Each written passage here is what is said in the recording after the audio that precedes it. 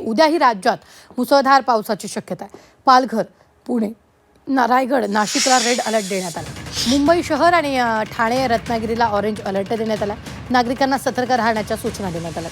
कामाशिवाय घराबाहेर न पडण्याचं आवाहन करण्यात आले. नदीकाठच्या गावांना सतर्कतेचा इशारा देण्यात आला. कोणत्या भागात पावसाची शक्यता आहे पाहूया.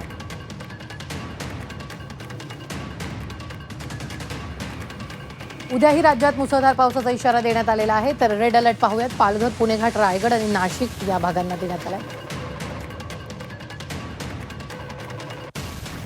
ऑरेंज अलर्ट कुठे देण्यात आलाय? मुंबई शहर, उपनगर, ठाणे, धुळे, अमरावती, अकोला या शहराने, रत्नागिरीला सुद्धा ऑरेंज अलर्ट देण्यात आला.